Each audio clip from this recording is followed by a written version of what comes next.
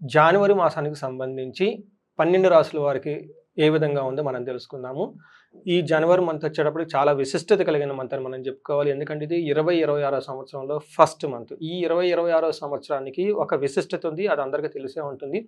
ఈ సంవత్సరంలో ప్రతి ఒక్కళ్ళకి నాయకత్వ లక్షణాలు ఎక్కువగా ఉంటుంది. రిస్క్ టేకింగ్ కేపబిలిటీస్ ప్రతి ఒక్కళ్ళకి చాలా ఎక్కువగా ఉంటుంది.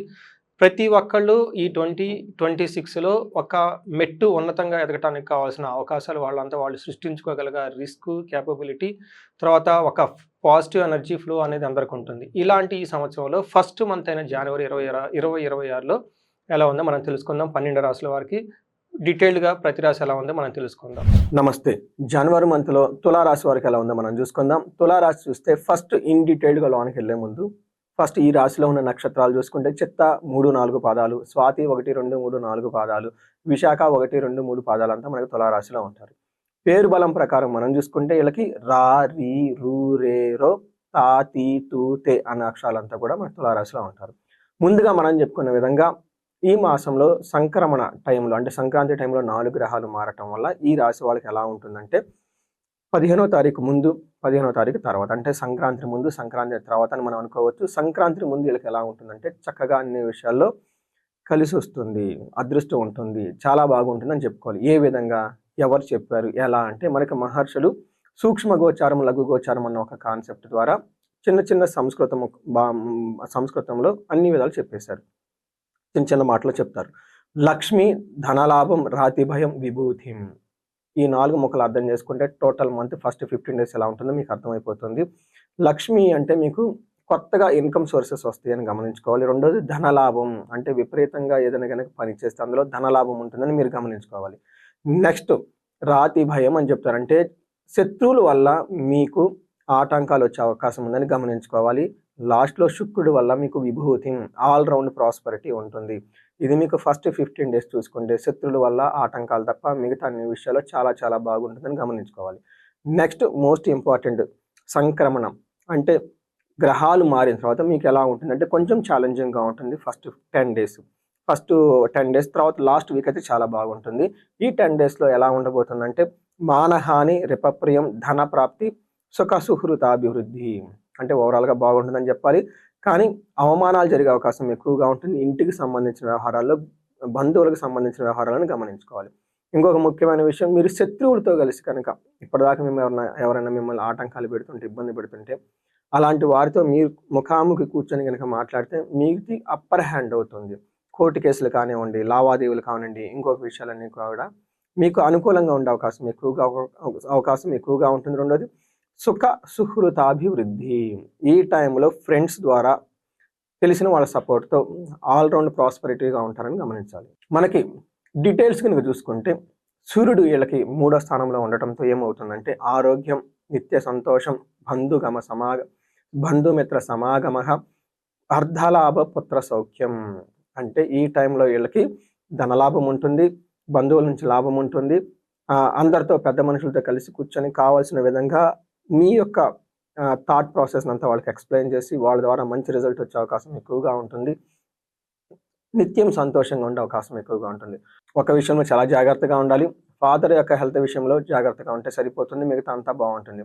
అదేవిధంగా సూర్యుడు వీళ్ళకి 10వ స్థానంలో ఉండటంతో, 4వ ఇంట్లో ఉండటంతో 15th తర్వాత ఏమవుతుందంటే ప్రొఫెషనల్ మ్యాటర్స్లో చాలా యాక్టివ్గా ఉంటారు. ప్రమోషన్స్ వస్తుంది, బాస్తో అన్ని విషయాలు మాట్లాడతారు. అడిగిన పనులన్నీ చక్కగా మీకు ఫేవరల్గా వచ్చే అవకాశం ఎక్కువగా ఉంటుంది. ఈ టైంలో అప్రైజల్స్, హెచ్ఆర్ టీంని కానివ్వండి, ఇంకొక టీంని కానీ కలిసి మీ యొక్క అప్రైజల్ సిస్టమ్ వాళ్ళ ముందు పెడితే మీకు అనుకూలంగా వచ్చే అవకాశం చాలా ఎక్కువగా ఉంటుంది. నెక్స్ట్ 4th హౌస్లో సూర్యుడు ఉండటంతో గృహ ఛిద్రం అంటే ఇంటి వ్యవహారాల్లో కొంచెం ఆటంకంగా ఉంటుంది. సౌఖ్య హాని, అప్పటిదాకా కంఫర్టబుల్గా లగ్జరీగా ఏదైనా వెహికల్ కానివ్వండి, ఇంటి కానీ ఏసీలు కానీ ఏమన్నా ఉంటే ఈ టైంలో అవి పని చేయక మీకు ఇబ్బంది పెట్టే అవకాశం ఎక్కువ ఉంటుంది. ప్రయాణాలు చేస్తే ప్రయాణాల్లో కొంచెం జాగ్రత్తలు అవసరం అని గమనించుకోవాలి. తర్వాత కుజుడు వీళ్ళకి 3వ స్థానంలో ఫస్ట్ 15 డేస్ ఉండటంతో ఏమవుతుందంటే సూర్యుడు ఇచ్చే ఫలితాలను కుజుడు కూడా మీకు ఇస్తూ ఉన్నారు. కుజుడు 3వ స్థానంలో ఉండటం మీ యొక్క ఆత్మధైర్యం చాలా బాగుంటుంది. తర్వాత అనుకున్న పనులన్నీ అనుకున్న విధంగా చేసుకుంటారు. మైండ్ చాలా షార్ప్గా ఉంటుంది. ఏ పని చేసినా కలిసి వచ్చే అవకాశం చాలా ఎక్కువగా ఉంటుంది. 3వ స్థానంలో కుజుడు ఉన్నంత వరకు మీకు ధన ప్రాప్తి ఉంటుంది. శత్రువుల పైన విజయం మీదే ఉంటుంది. ఏ పని చేసినా ప్రాఫిటబుల్గా ఉంటుంది. అయితే కుజుడు మారటంతో ఎప్పుడండి 15th తర్వాత మారటంతో కొంచెం భాగ్యహాని, బంధువైరం అంటే బంధువులతో గొడవ పడే అవకాశం ఎక్కువగా ఉంటుంది. రావాల్సిన డబ్బులు లేదంటే వేరే వాళ్ళు మీకు ఇస్తామని కమిట్మెంట్ ఇచ్చిన పనులు చేయక మీరు ఇబ్బంది పడే అవకాశం ఎక్కువగా ఉంటుంది. ఓవరాల్‌గా గనుక చూసుకుంటే మానసిక ఆందోళనంతా ప్లస్ ధనం అయితే ఖచ్చితంగా అయితే మీకు అనుకూలంగా ఉంటుందని గమనించుకోవాలి. చూసారు కదండీ! అయితే సూర్యుడు, కుజుడు ఫస్ట్ 15 డేస్ మంచి రిజల్ట్ ఇస్తూ తర్వాత మిక్స్డ్ రిజల్ట్ ఇస్తున్నారని మనం ఇప్పటిదాకా చూసుకున్నాం. అయితే శుక్రుడు వీళ్ళకి ఫస్ట్ హౌస్‌లో ఉండి సెకండ్ హౌస్‌లో చూడటంతోటి వీళ్ళకి శుక్రుడు చాలా మంచిగా హెల్ప్ చేస్తూ ఉన్నారు. ఏ విధంగా అంటే కుటుంబ సౌఖ్యం, ఆరోగ్యం, కుటుంబం అంతా సౌఖ్యంగా ఉంటారు, ఆరోగ్యంగా ఉంటారు.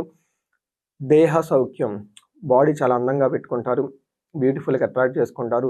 గంభీరంగా ఉంటుంది. టయానికి మంచి ఫుడ్ తింటూ చక్కగా ఉంటారు. ఇది శుక్రుడు మీకు ఇచ్చే ఒక మంచి ఫేవరబుల్ టైమ్ అని చెప్పుకోవాలి.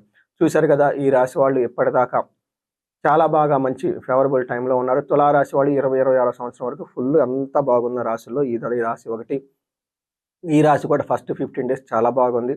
మధ్యలో ఒక 1 వీక్ ఇబ్బంది పడతారు. లాస్ట్ వీక్ ఇంకా చాలా బాగుంది. శుక్రుడు అనుకూలంగా ఉండి చక్కగా లైఫ్ అంతా ఎంజాయ్ చేస్తూ ఉంటారు.